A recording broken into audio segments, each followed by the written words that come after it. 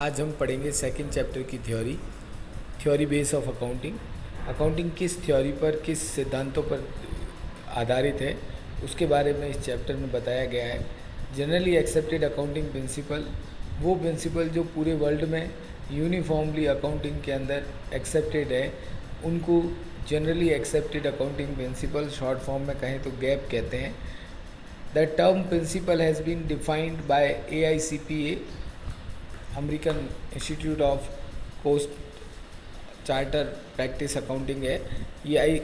इसने डेफिनेशन दी है, a general law or rule adopted or professed as a guide to action, a settled ground on or basis of conduct or practice. The word generally means in general manner. कहने का मतलब जो सामान्य कामकाज में, accountancy में जिन principles का use किया जाता है उन्हें जनरली एक्सेप्टेड अकाउंटिंग प्रिंसिपल्स कहते हैं। अकाउंटिंग की कंसेप्ट्स प्रिंसिपल्स लगभग एक ही है। इसमें सबसे पहली कंसेप्ट बताई है बिजनेस इंटाइटी कंसेप्ट। बिजनेस इंटाइटी कंसेप्ट का मतलब है कि बिजनेस और बिजनेस का मालिक दोनों का एग्जिस्टेंस अलग अलग है, दोनों का सेपरेट लीगल एग्जिस्टेंस रहता है। बिज़नेस और बिज़नेस का ऑनर दोनों अपना अपना सेपरेट लीगल एग्जिस्टेंस रखते हैं।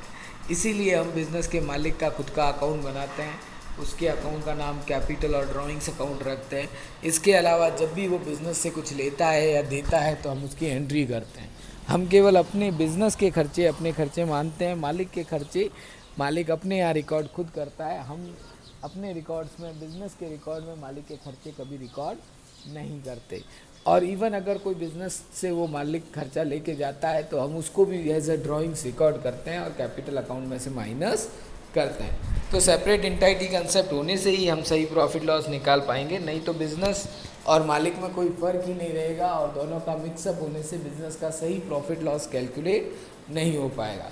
इसलिए if we want to calculate correct profit, then separate entity या बिज़नेस इंटाइटी कंसेप्ट का यूज़ करना ज़रूरी होता है। दूसरी कंसेप्ट है money measurement concept. Money measurement concept says that कि बिज़नेस और बिज़नेस के अंदर रिकॉर्ड किए जाने वाले सारे ट्रांजेक्शन्स मनी में मेज़र करके रिकॉर्ड किए जाएंगे। यूनिट्स जिसके अंदर हम रिकॉर्ड करेंगे वो मनी होगी। अब money can be dollar, pounds, ये मनी या रुपीज़ कुछ भी हो सकती है, लेकिन हम उन्हें रिकॉर्ड मनी में करेंगे। ये बात ध्यान देने की है कि हम उनकी रिकॉर्डिंग जो है वो हमेशा किस में करेंगे, इन टर्म्स ऑफ मनी। हम उनको record in terms of money ही करेंगे।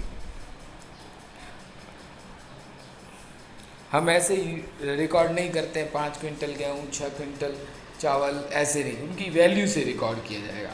उसके बाद going concern concept. Going concern concept कहती है कि बिज़नेस लाइफ टाइम चलता रहेगा, बिज़नेस कभी भी स्टॉप नहीं किया जाएगा, इस सोच के साथ रिकॉर्डिंग होती है। और बिज़नेस को हम साल भर चलाएंगे या 2 साल चलाएंगे ऐसा सोचकर बिज़नेस स्टार्ट नहीं किया जाता, ऐसा सोचकर रिकॉर्डिंग नहीं की जाती। इसी कारण से हम जो है वो बड़ी बड़ी एसेट्स खरीदते हैं जो लंबे समय तक चलती रहे। अगर हमें बिज़नेस को हाथों हाथ बंदी करना होता 6 महीने साल भर में, तो हम बड़े बड़े 5-5 साल 10-10 साल तक चलने वाली एसेट्स हैं खरीदते नहीं।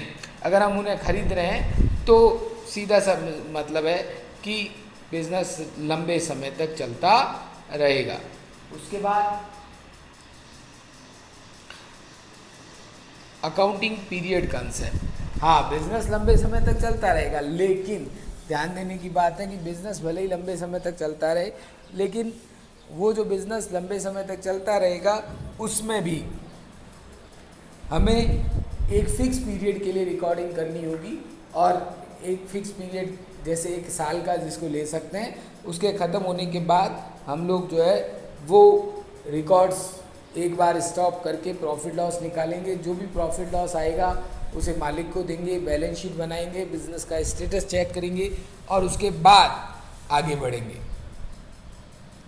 तो अकाउंटिंग पीरियड कंसेप्ट कहता है कि हम 1-1 साल के बल्क लेकर उसमें रिकॉर्डिंग करते हैं। 1 साल तक जो भी खर्चे हुए, इनकम हुए, उनका एक साथ फिर प्रॉफिट लॉस निकालते हैं, फिर एसेट्स लायबिलिटियों को अगले साल आगे लेकर जाते हैं। फिर उसके बाद नेक्स्ट है कोस्ट कंसेप्ट। कोस्ट कंसेप्ट ये कहती है कि cost concept requires that all assets are recorded in books of accounts at their purchase price.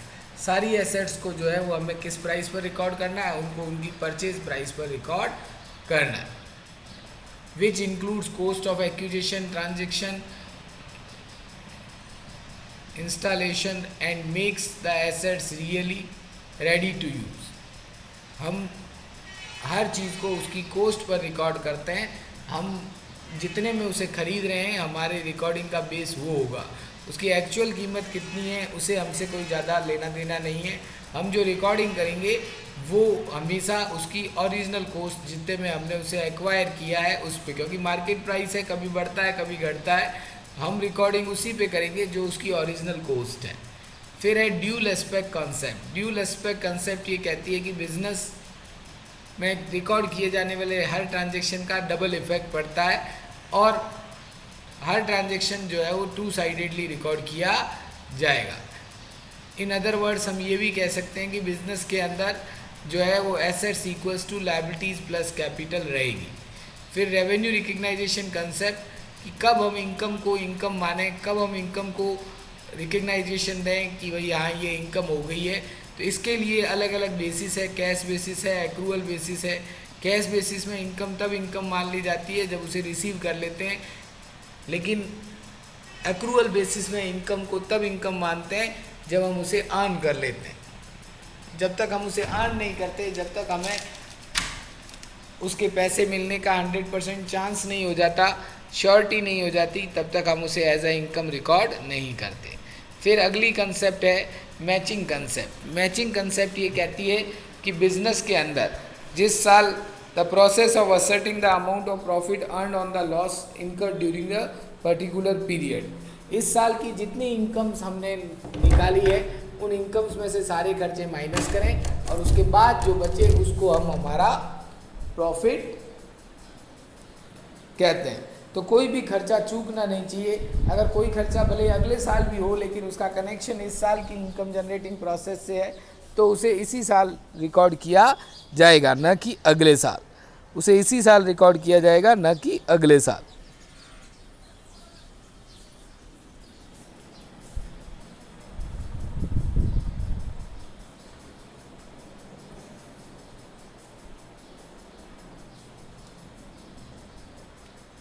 फिर नेक्स्ट कंसेप्ट है full disclosure concept. Full disclosure concept ये कहती है कि हर चीज़ को हमें क्रिस्टल क्लियर दिखाना है, कुछ भी छुपाना नहीं है। जैसा जो चीज़ है उस इन्फॉर्मेशन को एग्जैक्ट उसी फॉर्म में शो करना है, नो अप्रोक्सिएशन। चाहे कोई एसेट्स बहुत कम वैल्यू की है तब भी हम उसे उसके वैल्यू पर उसे एसेट्स के रूप में ही दिखाएंगे।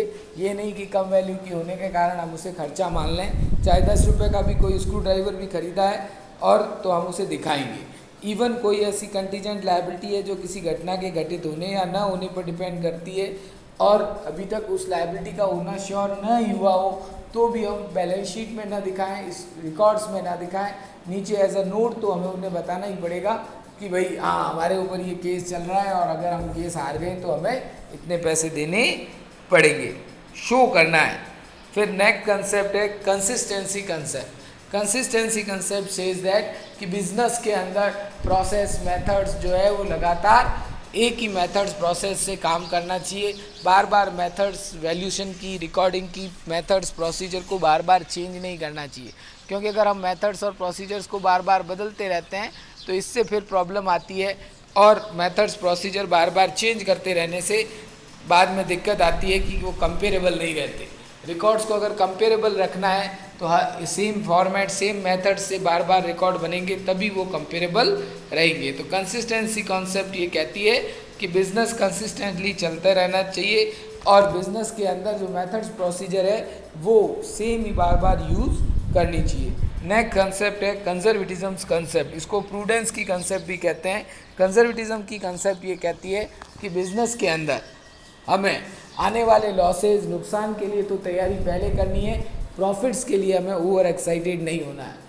फ्यूचर में जो प्रॉफिट्स होने वाले हैं उनके लिए हमें ओवर एक्साइटेड नहीं होना है। लॉसेज के लिए तो हमें पहले से ही तैयार होकर रहना है, लेकिन प्रॉफिट्स के लिए हमें कभी भी ओवर एक्साइटेड नहीं होना है। हर खर्चे को हो सके तो 5-10% ज़्यादा ही रिकॉर्ड कर लो तो कोई दिक्कत नहीं, लेकिन कम रिकॉर्ड नहीं होना चाहिए, कोई नुकसान कोई खर्चा चूकना नहीं चाहिए। इसी कंसेप्ट के बेस पर हम स्टॉक का वैल्यूएशन कॉस्ट प्राइस और मार्केट प्राइस दोनों में जो कम हो उस पे करते हैं। अगर मार्केट प्राइस ज़्यादा है तो कॉस्ट प्राइस पर, और अगर मार्केट प्राइस कम है तो मार्केट प्राइस पर, दोनों में से जो भी कम वैल्यू होगी उस पर रिकॉर्ड करेंगे ताकि प्रॉफिट रियलाइज होने से पहले रिकॉर्ड ना हो जाए। उसके बाद मेटेलिटी कंसेप्ट, ये कंसेप्ट फुल डिस्क्लोजर कंसेप्ट की उल्टी कंसेप्ट है। फुल डिस्क्लोजर कंसेप्ट कहती है कि हर चीज़ को एग्जैक्ट दिखाना है, अप्रॉक्स नहीं करना है। अगर कोई 5-10 रुपये की छोटी मोटी एसेट्स है तो उसे खर्चा भी मान सकते हैं, लेकिन मेटेलिटी कंसेप्ट कहती है कि नहीं साहब, हमें जो चीज़ जितनी इंपॉर्टेंट है उस पर उतना ही इम्फेसिस देना चाहिए, और अगर कोई छोटा मोटा चीज़ है अप्रोक्सीशन करने से रिकॉर्ड्स ज़्यादा बेटर बनते हैं तो हमें उन्हें रिकॉर्ड करना है। लास्ट कंसेप्ट है ऑब्जेक्टिविटी कंसेप्ट। ऑब्जेक्टिविटी कंसेप्ट ये कहती है कि हमें ऑब्जेक्टिव होना है, ना कि प्रिस्पेक्टिव। चाहे कोई भी रिकॉर्ड करे आंसर सेम आने चाहिए, चाहे कोई भी रिकॉर्डिंग करे किसी का personal bias personal judgement accounting records को इफेक्ट ना करे, ऐसे रूल्स और रेगुलेशन होने चाहिए। तो हमें रिकॉर्ड्स में ऑब्जेक्टिव होना ज़रूरी है। जब हम ऑब्जेक्टिव होंगे तभी काम बनेगा। तो आज की ये कंसेप्ट अच्छे से पढ़ लें, समझ लें, उसके बाद अपन कल आगे टॉपिक